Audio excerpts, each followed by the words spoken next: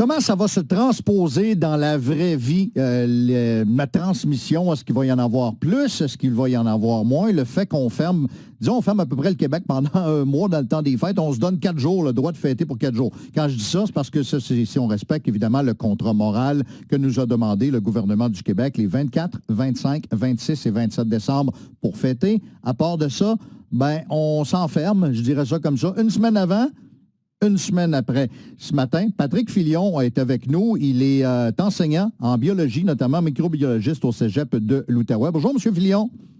Bonjour, M. Aubé, ça va bien? Absolument. Vous avez fait plusieurs vidéos, des vidéos qui sont devenues virales depuis le début de la pandémie pour essayer de vulgariser des concepts pour les plus jeunes, les jeunes adultes, pour bien comprendre tout ça.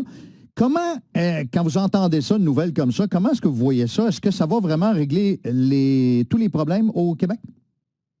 Non, ça ne va pas régler les problèmes, ça c'est sûr. Je crois, par exemple, la décision est des politiques. Donc, ce que l'on cherche, je crois, c'est de soulager un petit peu, enlever un peu de pression sur les Québécois, leur donner la chance de voir leur famille, puis de profiter de Noël. Mais au niveau épidémiologique, là, puis je vais mettre mon chapeau de microbiologiste, là, c'est peut-être pas la meilleure décision qu'on ait prise, parce que bon, on arrive dans une saison où le taux de transmission est peut-être le plus élevé, où on a le plus haut nombre de cas. Donc, il y aura des transmissions, mais, comme je le dis, au niveau moral, ça va faire du bien, mais il faudra faire extrêmement attention pour ne pas contaminer nos êtres chers, nos proches, nos amis, et qu'on ait une explosion des cas là, en début janvier. Là. Bon, moi, ce que je comprends de ce que vous me dites-moi si je me trompe, si je ne suis pas dans le champ gauche. L'Ontario dit l'école se termine normalement, puis on recommence normalement, puis vous fêtez Noël, puis le jour de l'an normalement, puis on mise de ce côté-là le Québec. On dit, ben non, on ne peut pas faire ça parce qu'on va transmettre. Dans le fond, c'est pas vraiment efficace là, comme mesure au Québec. Ça ne sert à rien. Bien, je dirais pas que ça sert à rien. Moi, j'aime bien justement la stratégie qu'on arrête l'école, dans le fond, le 17, puis qu'on recommence au primaire, c'est le 5, puis sinon au secondaire, c'est un peu plus tard. Donc ça donne une chance. C'est quand même pas négligeable comme décision. Ça devrait aider à diminuer, mais le fait qu'on puisse quand même se rencontrer, puis moi, ce que j'ai peur, dans le fond, c'est qu'en limitant à 10, par exemple, le nombre de personnes lors des rassemblements, ben on va faire 10 personnes le 24, 10 le 25, etc. Donc, ça risque d'être d'avoir un effet propagateur. Mais le fait que les écoles soient fermées un petit peu plus tôt ici, ça, j'apprécie quand même cette stratégie-là parce que ça va justement limiter les contacts entre les enfants à l'approche du temps des fêtes. Donc, si tout le monde respecte bien les consignes, que les enfants, ça risque d'être plus difficile, mais respectent le confinement à la maison avant et après, ben, on devrait au moins se donner une chance de limiter les propagations, mais ça ne sera jamais à zéro. Le risque est toujours présent. Les mauvaises langues, M. Filion, vont dire, ben oui, il est content qu'on ferme l'école plus vite, vous allez enseigner moins pendant le temps des fêtes ou juste avant? Pour moi, au collégial, ça ne change pas grand-chose, honnêtement. Non, pour nous, ça ne change absolument rien. Puis on a nos cours à préparer, de la correction à faire, donc j'ai pas la même réalité que mes collègues du primaire secondaire. J'ai beaucoup de compassion pour eux parce qu'eux vivent une situation peut-être plus compliquée que la mienne. Là. Vous avez raison. Concernant les déplacements en région, puis là, bien évidemment, c'est toujours non recommandé, mais le fait qu'on habite dans une région où il y a des gens qui ont de la famille juste de l'autre côté de la rivière, puis il n'y a aucune interdiction. Oui. Donc, on a une situation quand même particulière. Puis tantôt, notre collègue à Québec, à l'Assemblée nationale, Louis Lacroix, disait, bien, c'est sûr qu'on ne peut pas faire une application d'un règlement ou d'une loi juste pour les gens de l'Outaouais nécessairement, là, comme on le fait peut-être avec différentes zones, jaune, rouge ou orange, ou peu importe. Oui. Mais là, on est dans un temps festif, temps des fêtes. On ne peut pas fêter de ce côté-ci. Il y en a beaucoup qui vont juste traverser l'autre côté, puis on n'a pas réglé aucun problème avec cette situation. Oui, ça c'est vrai. La situation de l'Outaouais est toujours particulière à plein de niveaux.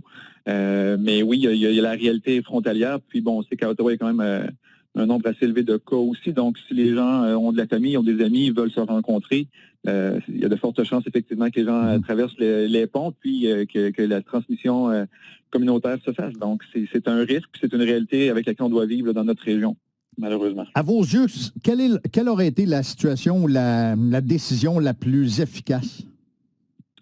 La plus efficace au niveau microbiologique aurait été je vais le dire un peu froidement, là, ça aurait été d'empêcher dans le fond les rassemblements, mais Patrick Filion, l'être humain, comprend la décision, puis on a besoin de ça, on est une espèce grégaire, on a besoin de voir nos proches, mais en même temps, le virus aussi dépend de ça. Donc, si on y va vraiment avec une décision microbiologique, on ne veut pas ces contacts-là. parce qu'on veut pas que la maladie se transmette, on veut pas affecter nos grands-parents, nos parents. Mais au niveau politique, au niveau humain, c'est sûr que c'est une décision là, qui a du sens. Mais si on parle en simple termes épidémiologiques puis microbiologiques, c'est pas une bonne décision. Puis moi, je pense à mes étudiantes dans les hôpitaux ou anciennes étudiantes qui travaillent fort puis qui ont de la difficulté puis qui voient le mois de janvier arriver avec un peu d'appréhension. Ben moi, je pense à elle, puis je dis elle, c'est plus des femmes que des hommes. Il y a quand même des hommes aussi. Ouais. Mais c'est un petit peu inquiétant, parce que faut penser à ces personnes-là aussi. Donc, oui, il me reste peut-être une dernière minute là, en terminant. Moi, ce qui m'inquiétait un peu plus, c'est le fait que ça peut se transmettre dans l'air, dans les gouttelettes de cette façon-là. Ça veut dire que dans une pièce quelconque, si les gens, pendant le temps des fêtes, ne portent pas le masque à l'intérieur, si c'est réel que ça se transporte dans l'air de cette façon-là, il y a beaucoup plus de chances qu'il y ait de transmission. Absolument. En étant à l'intérieur, dans le fond, la densité ou la quantité de virus présent dans l'air va augmenter.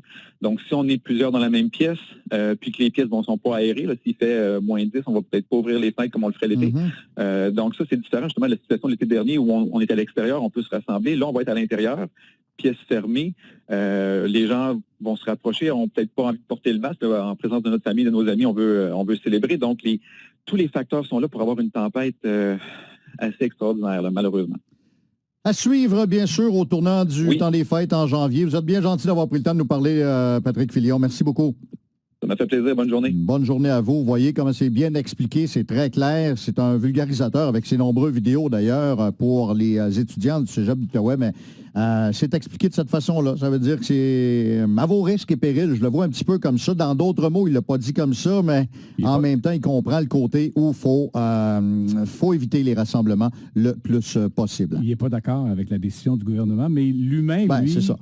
C'est exactement ça. Alors, c'est là de prendre des décisions qui ne seront jamais unanimes et jamais faciles à prendre. Il est 7h45.